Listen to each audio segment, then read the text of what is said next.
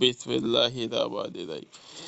এক নজরে কোরআন ডক্টর মিজানুর রহমান আজহারী। সূরা নাজম নাজিলের ধারাবাহিকতা তথাকথন সূরার পর নাজিল হয়েছে তার বিবেচনায় এটি 23তম সূরা। এর আগে সূরা ইখলাস ও পরে সূরা আবাসা নাজিল হয়েছে। বর্তমানে কুরআন মাজিদের বিন্যাস অনুযায়ী এটি 53 নং সূরা। এর আগে সূরা সূর ও পরে সূরা কমার।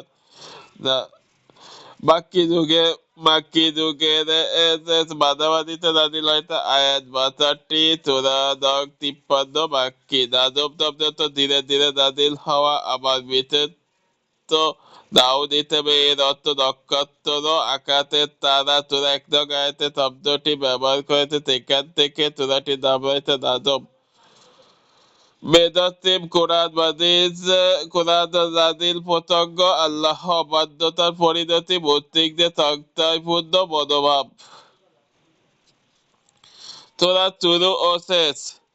আল্লাহ তাআলা সূরা নাজমের শুরুতে রাসূল ও কুরআনের ব্যাপারে বলেছেন যে সে অর্থাৎ মুহাম্মদ সাল্লাল্লাহু আলাইহি ওয়াসাল্লাম এই কুরআন মনে থেকে বলে না, এটা কেবল সেই পয়গাম যা তার কাছে পাঠানো হয়। তবুও কাফিরের দল রাসূলের কথা মেনে নেয় না। এই প্রসঙ্গে সূরাটির শেষ অংশে আল্লাহ তাআলা বলেন, এই বার্তা কি তোমাদের কাছে আজব মনে হচ্ছে আর শিক্ষা গ্রহণ না করে খেল তামাশায় মজে আছো? অন্য সূরার সঙ্গে সম্পর্ক। এই সূরার আগে সূরা হলো সূরা তুর, যা শেষ হয়েছে আল্লাহ তাআলার এই বাণী দিয়ে তার পবিত্রতা বর্ণনা করো রাতের বেলা ও ফজরের সময়, যখন তারকারাজি নিশ্চিত আড়ালে চলে যায়। সূরা নাজমের শুরুতে পাওয়া যায় তারকারাজির কথা, শপথ নক্ষত্রে যখন তার পতন ঘটে। শানে নুজুল আল্লাহ রাসূল সাল্লাল্লাহু আলাইহি ওয়াসাল্লামের নবুয়তের 5 বছর কেটে গেছে। এই লম্বা সময়ের ঘরোয়া পরিবেশে আর বিশেষ বিশেষ বৈঠকে কুরআনের বাণী শোনাতে পেরেছিলেন তিনি, কিন্তু সব মানুষকে একত্রিত করে অর্থাৎ সামষ্টিকভাবে কুরআনের আলোচনা করার সুযোগ পাননি। এর কারণে মক্কার মুশরিকদের বাধা। নবীজি যখনই কোনো দল বা গোত্রকে দাওয়াত দিতে যেতেন, তখনই কুরাইশেরা সেখানে ঝামেলা শুরু করে দিত এবং হট্টগোল করত যে কিছুই শোনা যেত না। রাসূলের ব্যক্তিত্ব ও মানুষের উপর কুরআনের প্রভাব কেমন তাহা কুরাইশরা ভালোভাবে জানত।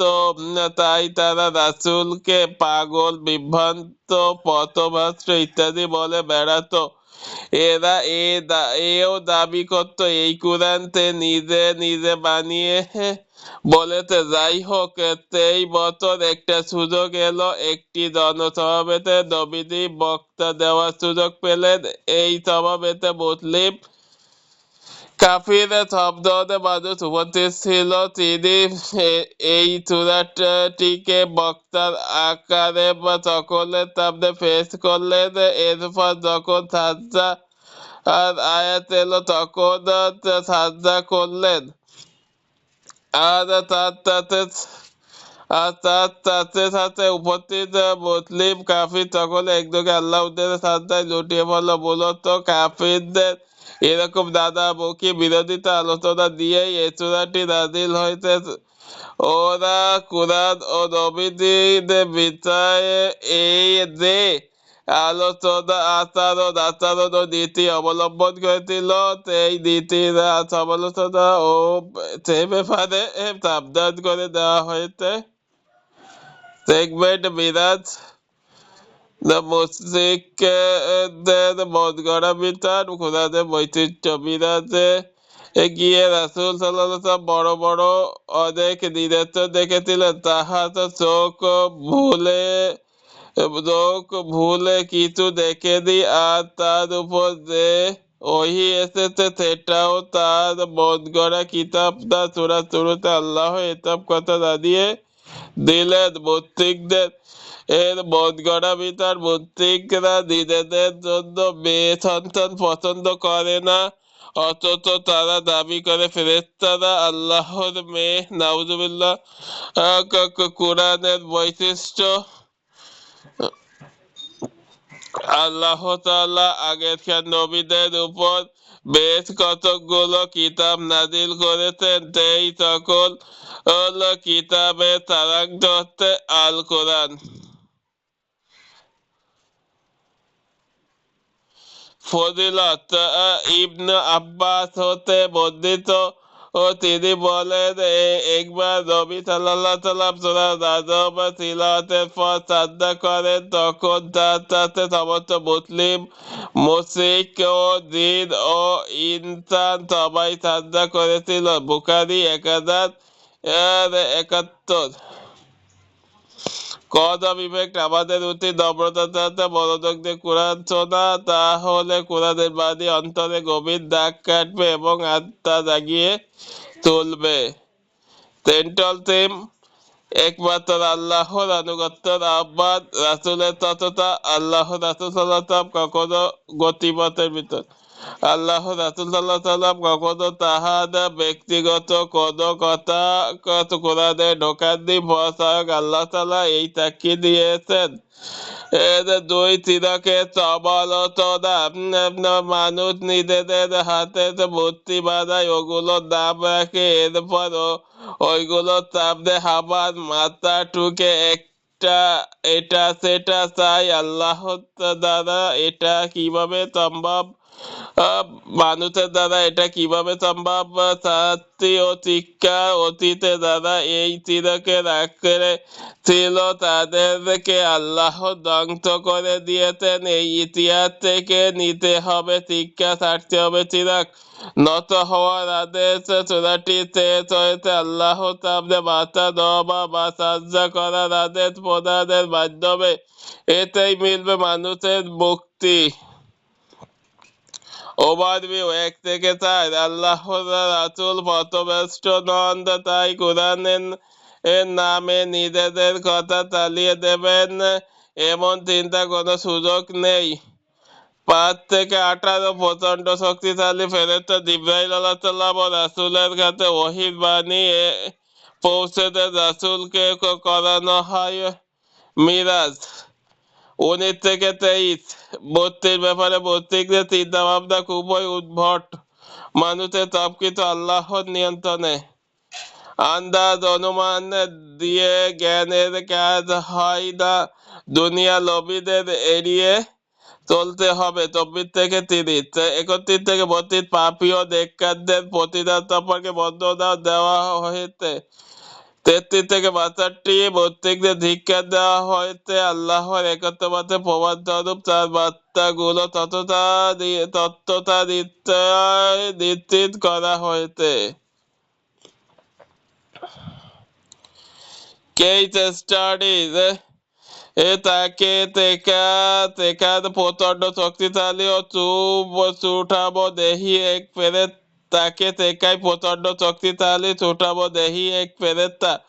সে নিজের আসল আকৃতি হাজির হয়েছিল যখন সে ছিল ঊর্ধ্ব দিগন্তে। তারপর কাছে এলো আর আরো কাছে। এক পর্যায়ে ব্যবধান থাকলো 2 ধনুকের কম। এরপর তিনি তার গোলামের কাছে যে পয়গাম পাঠালেন। এই সূরার 5 থেকে 10 নং আয়াত 5 থেকে 10 নং আয়াতে জিবরাইল আলাইহিস সালাম এর সাথে মুহাম্মদ সাল্লাল্লাহু আলাইহি সাল্লামের ক্লোজ ইন্টারেকশন দেখানো হয়েছে। আল্লাহ তার রাসূলের কাছে বার্তা পাঠাবেন, সেটা তিনি তেরোভাবে পাঠালেন না, বরং শক্তিশালী ও সম্মানিত এক ফেরেশতার মাধ্যমে পাঠালেন। তার মাধ্যমে রাসূলকে শেখালেন। এর মধ্য দিয়ে আমরা আমাদের জীবনের পথে একজন প্রথম নির্দেশক বা মেন্টরের প্রয়োজনীয়তা বোধ করতে পারি, যিনি আমাদের অবস্থা বুঝে কোরআন সুন্নাহ আলোকে সমাধান বাতলে দেবেন, যার সাথে আমাদের আন্তরিক সম্পর্ক থাকবে। ভালো মন্দ সকল উপস্থিতিতে সকল প্রতিদিন তিনি আমাদের সঠিক পথ সঠিক উপদেশ দিতে পারেন। দেখুন বুখারী 100, মুসলিম 15, আবু দাউদ 49-44। রিফ্লেকশন। এ সূরার শুরুতে নক্ষত্রাদি শপথ করে বলা হয়েছে রাসূল সাল্লাল্লাহু আলাইহি ওয়াসাল্লাম পথ হারাননি এবং তিনি ভুল পথেও বেছে দেননি। তিনি আল্লাহর পক্ষ থেকে ওহী পেতেন। এর পেছনকার কারণ খুঁজলে দেখা যায় ওহীর সাথে আকাশের তারাদের দারুণ একটা মিল আছে। তারকারাজি হলো আকাশের সৌন্দর্য, আর ওহী হলো জমিনের শোভা। নবী রাসূলেরা ওহীর জ্ঞানকে ছড়িয়ে দিতেন, তাহলে অজ্ঞতা ও মূর্খতা ঘুটঘুটে অন্ধকারে ঢোকে যেত দুনিয়া। ঠিক তেমনি করে তারাহীন অমাবস্যা রাত নিকট কালো আঁধারে ঢাকা পড়ে। এখান থেকে আরেকটা বিষয় বুঝে আসে, ওহীর জ্ঞান থাকলে মানুষ হয়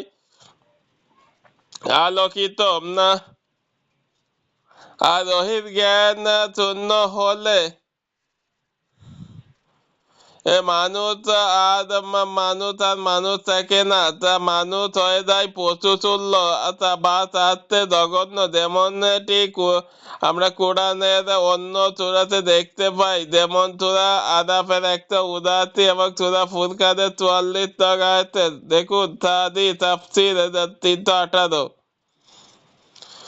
নবী সাল্লাল্লাহু আলাইহি ওয়াসাল্লাম সম্পর্কে সূরাটি 3 থেকে 4 নং আয়াতে বলা হয়েছে, সে দিনের খেয়াল খুঁটিমতো কথা বলে না, যা তার কাছে নাযিল করা হয় তা ওহী ছাড়া আর কিছুই নয়। এখান থেকে সাব্যস্ত হয় যে রাসূল সাল্লাল্লাহু আলাইহি ওয়াসাল্লাম থেকে যেসব হাদীস প্রমাণিত আছে সেগুলো আল্লাহর ওর পক্ষ থেকে পাঠানো হয়। তাই কোরআনকে যেমন অস্বীকার করার উপায় নেই, ঠিক তেমনি হাদীসের ব্যাপারেও দ্বিধা বা সংশয় থাকার উপায় নেই। কোরআন হলো মূল পাঠ আর হাদীস হলো তার ব্যাখ্যা বিশ্লেষণ। সুতরাং এটা রেখে কেবল আরেকটা আঁকড়ে ধরা যুক্তি সঙ্গত নয়। কুতুবিয়া তাফসীর 1785।